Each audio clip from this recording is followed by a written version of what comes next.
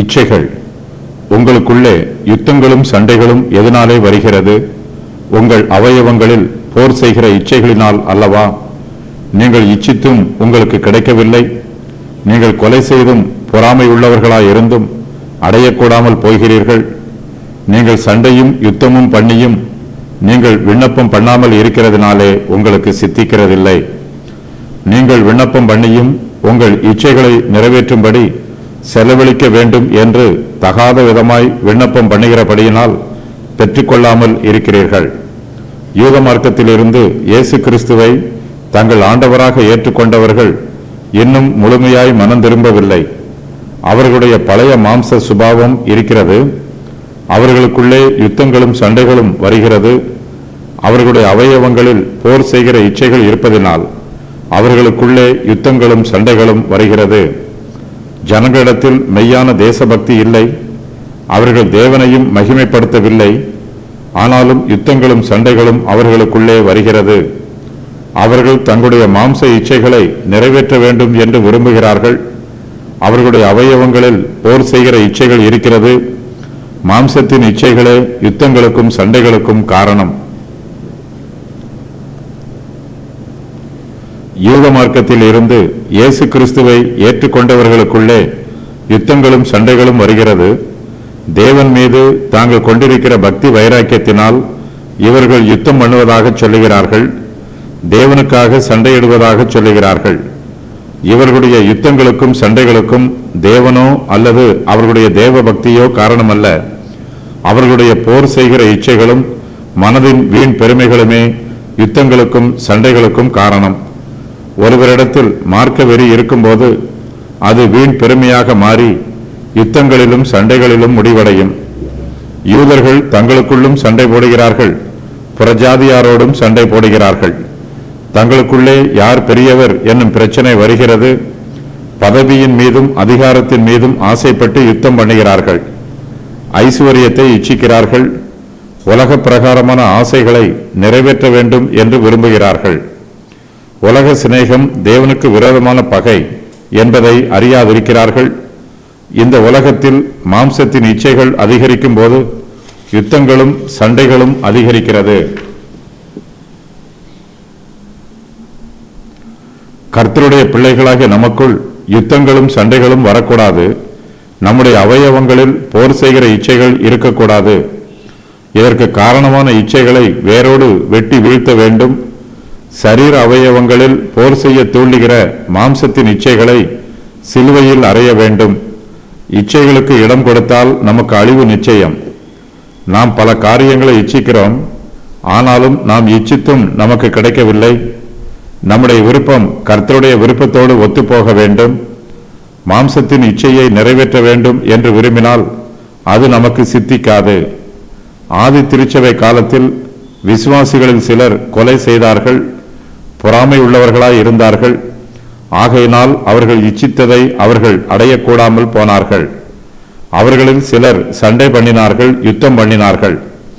தங்களுடைய இச்சைகளை தாங்களே பூர்த்தி செய்து கொள்ள வேண்டும் என்று சுய முயற்சி செய்தார்கள். அவர்கள் விசுவாசிகளாக இருந்தும் கர்த்தருடைய சமூகத்தில் விண்ணப்பம் பண்ணவில்லை.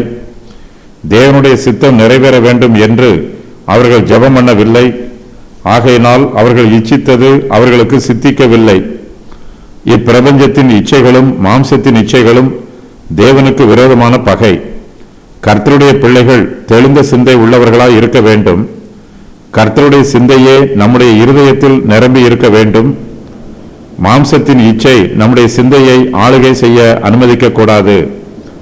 மாம்சத்தின் இச்சைகள் அதிகரிக்கும் போது ஜெபம் பண்ண வேண்டும் என்னும் வாஞ்சை நம்மை விட்டு நீங்கி போகும். ஜெபம் பண்ணாமலேயே மாம்சத்தின் இச்சையை நிறைவேற்றுவதற்கு சுய முயற்சி செய்வோம். ஆதி திருச்சபையில் சில விசுவாசிகள் தங்கள் அவயவங்களில் உள்ள போர் செய்கிற இச்சைகளினால் சண்டை பண்ணினார்கள், யுத்தம் பண்ணினார்கள். தங்களுடைய இச்சைகளை நிறைவேற்றுவதற்கு இதுபோல முயற்சி செய்தார்கள். அவர்கள் இவ்வளவு செய்தும் கர்த்தருடைய சமூகத்தில் வந்து தங்களை தாழ்த்தி விண்ணப்பம் பண்ணவில்லை. அவர்களுடைய சுய முயற்சிகளினால் அவர்களுக்கு ஒன்றும் சித்திக்கவில்லை. கர்த்தருடைய பிள்ளைகளாகிய நாம் நம்முடைய வழிகளை தேவனிடத்தில் ஒப்புக் கொடுக்க வேண்டும். நாம் செய்கிற ஒவ்வொரு வேலையிலும் தேவனுடைய ஆலோசனைகளை பெற்றுக்கொள்ள வேண்டும். கர்த்தருடைய அடிச்சுவடுகளை பயபக்தியோடு பின்பற்ற வேண்டும். நம்முடைய சுய ஆசைகளுக்கும் சுய விருப்பங்களுக்கும் சுய இச்சைகளுக்கும் நம்மை ஒப்புக் கொடுக்க கூடாது. கர்த்தருடைய சித்தத்திற்கே நம்மை ஒப்புக் கொடுக்க வேண்டும். கர்த்தருடைய அடிச்சுவடுகளை பின்பற்றாமல் நம்முடைய சுய இச்சைகளின் பாதையில் நடந்தால் நமக்கு ஏமாற்றம் உண்டாகும். நாம் விரும்பியது நமக்கு சித்திக்காது. ஒரு சில விசுவாசிகள் கர்த்தரிடத்தில் விண்ணப்பம் பண்ணுகிறார்கள். ஆனால் அவர்களுடைய இருதயத்தின் சிந்தை சுத்தமில்லாமல் இருக்கிறது. தேவனிடத்தில் விண்ணப்பம் பண்ணும்போது தங்களுடைய இச்சைகளை நிறைவேற்ற வேண்டும் என்றே விண்ணப்பம் பண்ணுகிறார்கள். இவர்கள் தேவனிடத்தில் தகாத விதமாய் விண்ணப்பம் பண்ணுவதினால் இவர்கள் தேவனிடத்தில் இருந்து ஒன்றும் பெற்றுக்கொள்வதில்லை. பெருமை, மாயை, ஐஸ்வர்யம், மாம்சத்தின் இச்சைகள் நிறைவேறுவது ஆகியவையே ஜெய ஜீவியம் என்று ஒரு சில விசுவாசிகள் தப்பிதமாக நினைக்கிறார்கள். இவையெல்லாம் தங்களுக்கு சித்திக்க வேண்டும் என்று தேவனிடம் விண்ணப்பம் பண்ணுகிறார்கள். இப்படிப்பட்டவர்கள் தேவனுடைய சித்தத்தை புரிந்து கொள்ளாதவர்கள். தங்களுடைய மாம்சத்தின் இச்சைகள் நிறைவேற வேண்டும் என்று தேவனிடத்தில் விண்ணப்பம் பண்ணுகிறவர்கள் ஜெபத்தையே அசுத்தப்படுத்துகிறார்கள். தேவனையும் அவருடைய மகிமையையும் தூஷிக்கிறார்கள். இவர்கள் தேவனிடத்தில் எப்படி விண்ணப்பம் பண்ண வேண்டுமோ அப்படி விண்ணப்பம் பண்ணாமல் தகாத விதமாய் விண்ணப்பம் பண்ணுகிறார்கள். இதனால் தேவனிடத்தில் இருந்து ஒன்றும் பெற்றுக்கொள்ளாமல் இருக்கிறார்கள். நாம் தகாத விதமாய் ஜெபம் பண்ணினால் தேவன் நம்முடைய ஜெபங்களுக்கு பதில் கொடுக்க மாட்டார். சில விசுவாசிகள் தங்களுடைய குடும்பங்களில் ஆசீர்வாதம் வேண்டும் என்று ஜெபிக்கிறார்கள். தொழில்களிலும் வியாபாரங்களிலும் கைகளின் பிரயாசங்களிலும் தேவனுடைய ஆசீர்வாதம் வேண்டும் என்று விண்ணப்பம் பண்ணுகிறார்கள். தேவன் தங்களை ஆசீர்வதிக்கும் போது பரலோகத்தின் தேவன் மகிமைப்பட வேண்டும் என்பது இவர்களுடைய நோக்கமல்ல.